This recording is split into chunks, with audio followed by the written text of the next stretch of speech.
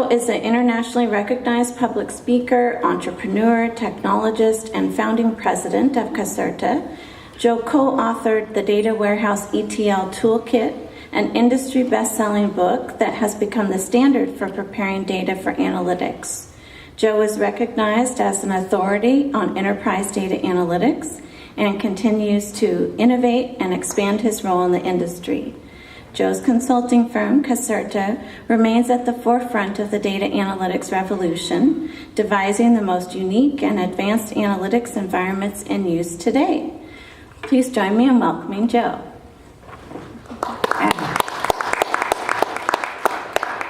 Hi everybody, how's it going? We good? Cool. All right. We don't have a lot of time, so I want to really cover a lot. She gave a little bit of an overview, but what Sol was saying about like having the practical experience before you can actually advance things is really important, and I just want to, just give a quick qualification. I've been doing this for about 30 years now. I wrote the Data Warehouse ETL Toolkit, so when it comes to cleaning, conforming, consolidating, preparing data for analytics, the blueprint is there. It's getting a little dated at this point now, but everything that we're going to talk about builds upon that foundation for the next half hour. Been doing big data analytics since 2009, first couple of years mostly academic, but since 2011, some of the biggest implementations in the world we came from us. Just a couple of weeks ago, I was ranked one of the top 20 most admired tech leaders in business, which is, if I can't brag about it, why do it, right? So that's fun. So I founded Caserta in 2001, so we're 18 years in now. No, we're not. We're 16 years in, 17 years in, whatever year it is. And so all we do is data analytics consulting. So helping companies come up with a strategy. We'll talk to your business, figure out what it is you're trying to accomplish from a business functional capability standpoint. We'll look at all your tech. We'll look at your organization. We'll look at your governance strategy, and then we'll come up with a blueprint on how to get there. And a couple of speakers said, this is tough. It is tough, but it's not being tough isn't an excuse for not doing it. So we have to do it, and hopefully, by the end of the 30 minutes, you'll, at least somebody in the room will glean some insight from some practical experience about actually doing this stuff. We've been really, really fortunate, having founded this company. It's incredible, the great forward-thinking clients that we have.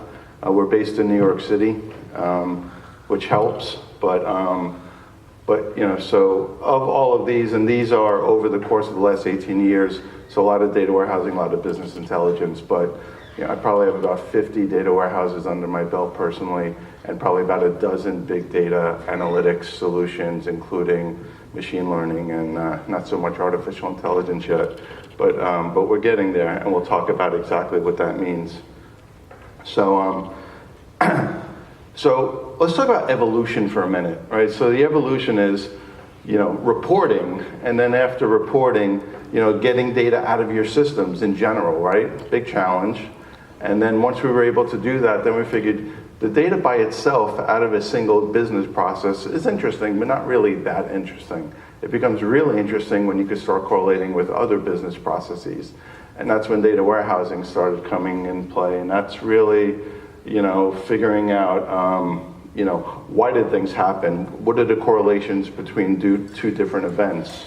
And then once we were able to do that, then the baby steps continued further, going into so we figured out, okay, what was happening, and then why was it happening, and now we're figuring out what's going to happen next. And I think most people, maybe most people in the room, are probably right around there. Who's around there right now? Who's on the first one? Second? Who's all the way at the end? Who's not going to raise their hand no matter what I say? I think generally speaking, most of our clients, when we're engaged, they're probably somewhere between diagnostic analytics and predictive analytics. And that's when we start coming in, we're building data analytics platforms to start making recommendations. And recommendations could mean anything, right? It's like what to buy, or recommending a system, like what's the propensity for someone to stop doing the business with us, right? And doing some kind of intervention tactic from a marketing perspective, right? Any of those things, right? All of that happens based on data that we're feeding it. So again, cleaning, conforming, consolidating still as important as ever. ETL still as important as ever. But then what we do with the data afterwards, that's what starts to change. And now, what we're seeing in, just for me personally, just starting about last year, is now we're getting into cognitive computing, artificial intelligence. And, what I think about artificial intelligence is machine learning makes the machine smarter as it receives data. Artificial intelligence gets smarter as the end result starts interacting with the data. And to me, that's one of the primary differences. So, the evolution reports to correlations, to predictions, to recommendations, to artificial intelligence. And it seems like it's a pretty natural progression, and they are foundations for each other. So you do need to have the basic foundation before you can really dive right into the end result. So let's figure out why we care about all of this. If we look at the evolution of data, right? Data has always existed, but what's changed is that for the first time, we're actually able to capture everything, right? So, it used to be what we call invisible data, right? We always spoke to each other, we always communicated, but now we can actually capture those communications, so now we can do something with it. There's a guy out there named Chris Dancy. Anybody know Chris Dancy? He's known as the human cyborg. He actually walks around with 700 sensors on his body, and he's capturing everything that you could possibly know about your own biological system. And all of that data exists, right? But the difference is now we actually have the ability to capture it, right? So things like, knowing, right now we eat food, we don't have no idea why we're eating what we're eating. We eat it because it kind of tastes good. But I could see in the next couple of years, we should know exactly, how much magnesium should we have? How much protein should we have? How much vitamin B should we have? And then eat specifically for that. How could we not know that? That data exists, right? So it's the same thing for your business. We should know exactly what's required in order to make our business better, in order to grow. And the fact that we can't measure the most basic things, it's really, there's no excuse anymore. Technology's there, processes are there, people are there. So now we have to just figure out how to make that happen. So let's figure out how to make that happen. And by the way, just as a reminder, so all of the data on the bottom right-hand side, first time I gave this presentation, someone said, that's every year. No, that's every minute, right, that we're receiving, 695,000 status updates on Facebook, and 11 million instant messages, 698,000 Google searches, right? Every minute that's happening. So the thought of having, we were talking about analysts earlier, the thought of having human beings actually interrogate our data to make decisions, those days are behind us. We can't do that anymore. We have to train machines to be able to do that, right? We still need the humans, right, to help and assist and to do something with the data. But the thought of being able to look at this information with our human eyes, we have to just surrender and say it's impossible, we can't do it, right? So we have to figure out how to do it. So statistically, it's proven that what I just said is true, because 60% of all organizations realize that they are going to get a return on investment, right, if they invest in analytics. 69% of analytics companies, based analytics companies, they are going to get a positive response, and 74% say that however fast we're doing it today, it needs to be faster, right? So we need to be able to do it, and we need to be able to do it efficiently, and we need to build a foundation where we can actually improve it over time. So let's talk about how to do that. Quick little quote here by Sundar, the CEO of Google. It says, AI is one of the most important things that humanity is working on today. It's more profound than electricity and fire. right? Is the foundation of our existence. So, so let's figure out if we could figure out how to do that and why we want to do that. And I want to just like talk about why it's a challenge and why it's important, right? Because if we don't remind ourselves the why, then it's very hard to like figure out the why, right? It's like building a solution without really understanding the problem. So what is the problem? When we're dealing with our customers, or we're dealing with any, any interaction, even right now, right? There's all different ways that are both online and offline to interact. And all of those interactions can feed, usually our brain, right? If you interact with someone and you get a positive result, you'll interact with them that way again. If you interact with someone and you get a negative result, you're going to interact differently next time or stop interacting with them, right? So in the old days, if you're as old as me, you remember when you did business with someone, you walk up to a counter and you're dealing with an individual. When's the last time somebody bought something over a counter and dealt with an individual, right? The only way to understand your customer is through data, right? It's the only way. So we have to figure out and build machines to be able to understand that data. So, so there are, lots and lots and lots of touch points with our customer.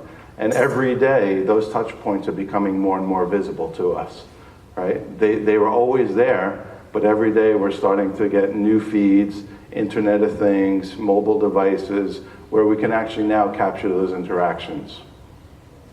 And we also have physical touch points still to this day where it's still invisible and we can't capture it. But but we have to, again, no excuse. We have to be able to get all of this information and stitch it together and figure out what is the customer journey, right? So what do we do with the information once we get it? So we need to build a platform. We need to get all of this data coming in, whether it's online or offline. We need to stitch it together, and then we have to do something with it. What's the next thing we do? Before we were able to do machine learning and algorithms to do this type of to analyze this type of information, we would have to say, okay, if we go back to the journey, how do we attribute what's working and what's not working? Right. So the initial attempt was, well, let's just take the first event that we ever interacted with the person. If it wasn't for that, we wouldn't have that customer. So let's use that. And then everybody along the way who interacts, like the customer service people and the sales people and the website people and the marketing people, they say, well, if it wasn't for us, they would have never made the purchase. Just because we interacted with them doesn't mean that they actually made the sale. So it's the last event before they make the purchase. That's the most important, right? And these arguments have been existing as long as time, right? And as long as business has existed. So then they said, well, let's give everybody equal attribution. So, if there was 10 different contacts with a customer, let's just divide it by 10, and everybody gets a tenth of the credit. And it's just wrong, right? The weighting of each one really, it doesn't make sense. So now, for the first time, we're able to build a platform where we could receive all of this information and actually use it depending on the behavior patterns of how people are interacting with the data. Right? And we would use machine learning and artificial intelligence to do that. We would consider every single touch point between the user and the company, regardless of what system it comes from. There's a lot of challenges with this, though. One of the biggest challenge is that each one of these applications probably identifies the customer differently. Right, so identity resolution is a big deal now, right? Probably with every project that we do, that's probably the biggest challenge, right? Is using deterministic and probabilistic matching to figure out, when Joe Caserta is doing business with a company, all the different ways they represent Joe Caserta, and figuring out that it's all the same person, right? A lot of trial and error, a lot of interaction. That's why Sil was saying it's like the people, you still need people to do all that stuff.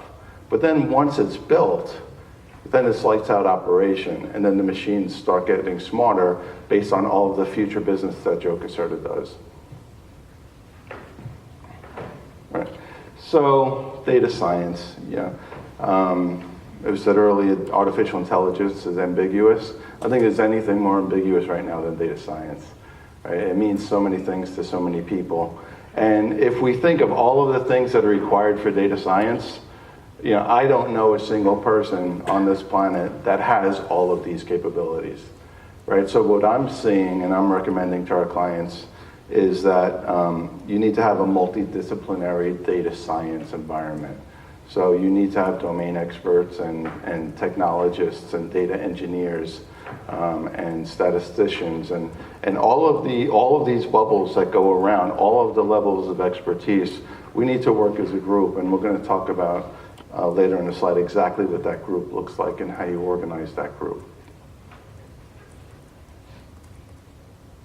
So once we have the group and once we have, the problem, now we have to figure out how do we go about solving it.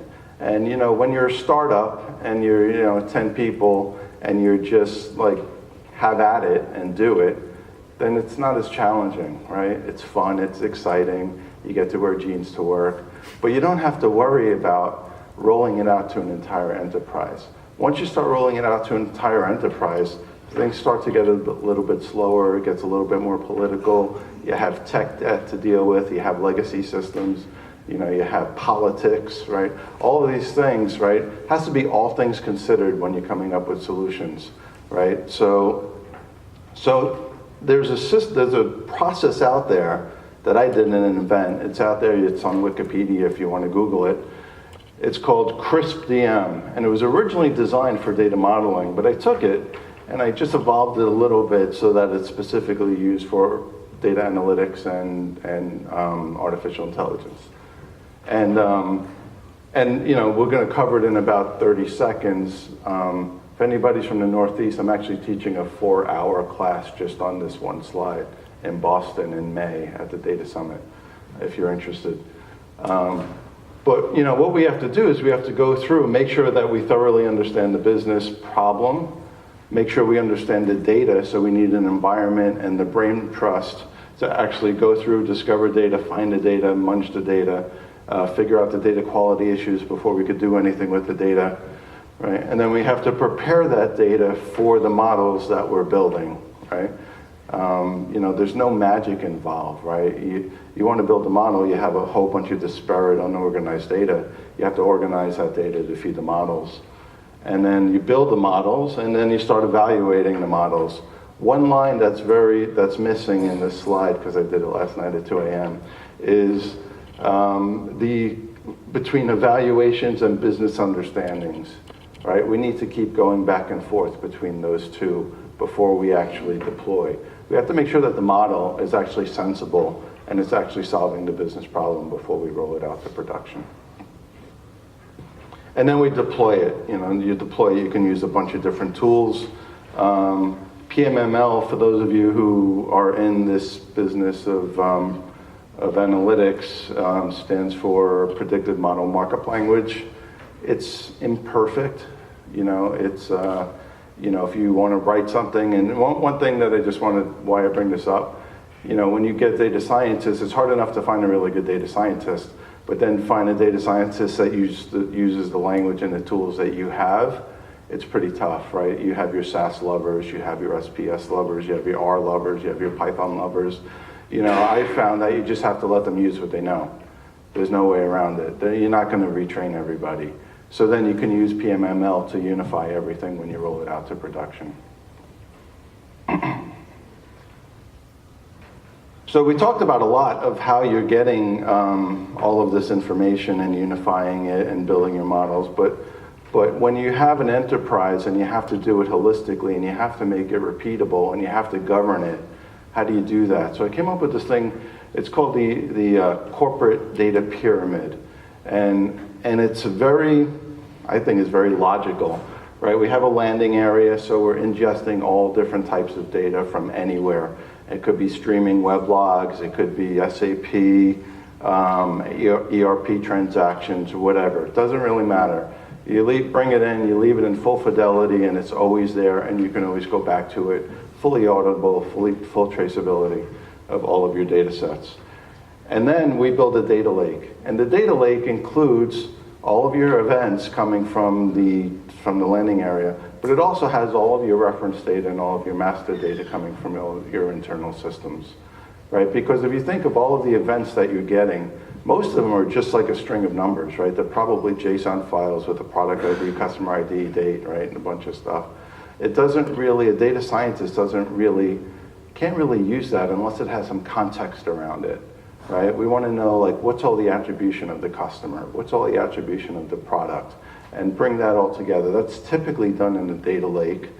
And then the data lake can feed data science workspaces, right? So this is ephemeral workspaces. You spin it up, you work in that environment, and then either it gets graduated to a production environment like the data lake and the data warehouse, and it's a thorough government governance lifecycle, or it gets dropped. And there's an information lifecycle management associated to it that, and it's known that if you don't do something with it in, say, 90 days, it's going to go away. And you have to do that, otherwise these are going to become shadow IT areas, right? People will build it and it will stay for eternity. So there has to be a system and a process where it either goes away or it gets promoted to another environment. And then the data warehouse is still a fully structured, fully governed environment where you can do your reporting to Wall Street if you need to, right? And this is what it looks like in practice. So this is it's just a sample, it's AWS, there's a couple of products, but we actually have a slide where, if you don't want to use AWS, you don't have to, and there's a slide that talks about all the equivalents. But this is just to give you a visual of what an environment should look like if you're in this business. Is you need to be able to get data from any source, whether it's on-prem, cloud, streaming, alternative data sets is a new hot thing in financial services now. We have 4 projects right now, just building capabilities of bringing alternative data sets to do analytics. And then the corporate data pyramid is right there in your storage. Right, so you have your landing area, you have your data lake, and you have your data science workspace. I have 2 tiers of the data lake, usually your raw data, which data scientists like, and then some prepared data, so what we call designed data, that looks very much like the data that goes into the data warehouse. To do all of this orchestration, cleaning, conforming, matching, identity resolution, typically it's built in Python using Spark. If you don't have a lot of data, it doesn't need to be Spark, but typically we're using Spark. The thing that's nice about Spark is whether you like Python, or you like R, or you like SQL, or you like Scala, it doesn't matter. It all works on the same data set, which is nice. And then eventually we want to have a structured environment that's fully governed, that any BI tool can sit on top of and still work. And that's typically something like BigQuery or Redshift or Snowflake, depending on your requirements. And then you have BI tools. You have a data science workspace where the trend that we see and recommend is Jupyter Notebooks. That seems to be the most embraced interface for data science in our world. And then you want to have some kind of data catalog. Right, the thing about having a data lake, one of the biggest fears is that you dump all of this data into an unstructured environment, you'll never find it again. So you need something like Elation or Calibra to be able to find your data. CCAN is an open source one. I'm not really a big product pusher, but so CCAN is open source. If you go to data.gov, that whole experience of finding data, using data, is all written in CCAN, and it's all 100% Python based. So data quality, the thing, a lot has changed since what we've been doing over the past couple of decades and what we're doing today. One thing that hasn't changed is we still need good data, right? Bad data is going to reap bad decisions. So we want to be able to have good data. That process that I wrote in 2004 still exists today. The only thing that's very different, I don't know if this has a pointer, but if you guys can see the second to bottom column in our screen dimension. So what we're looking at, this is a dimensional model that actually stores data quality screens. So as you come up with new data anomalies, you shouldn't need a software development life cycle to implement a new business rule and a new data quality test, right? You'll never finish. Like, nobody has time for that anymore. We need to be able to just update a row in a data quality screen, say this is what the test is, and if we find a defect, this is what you do with it. And the only thing that's changed, we use the exact same thing since 2004 to today, but the data quality screen and the action is not only SQL now. It could be Python, it could be Java, it could be whatever you need in order to execute. But besides that, it's all exactly the same. So for every event, every time you run some kind of ingestion process, you're testing the data based on the test in the screen, and then you're actually storing the results in your error event facts. And then you could do trend analysis on your actual data to see if it's actually getting better or worse. And you could build a console on top of this that your data stewards can read. So they'll get a report every day that says, oh, I have this many data defects, I need to go deal with that right now and fix it. This is all well and good, right? Very technically geeky and lots of fun and exciting things to do. One of the biggest challenges with implementation is that people have been doing the same thing the same way for a really long time. And when you rock their world, it's not always well received. So there's a guy, I did not come up with this, but I apply it to this process. There's a guy named Kurt Luden who came up with this process, and he's just a change management guy.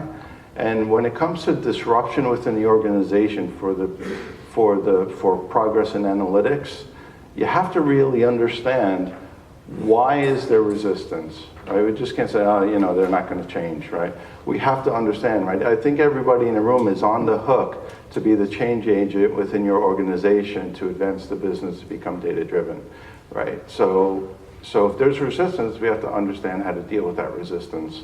And using this process of going through and figuring out what is the forces resisting the change and coming up with strategies for each one of them and hit them head on so that we can address that change one by one and push the status quo, right? The status quo is paralyzing to advancement, so we need to be able to push it to advance.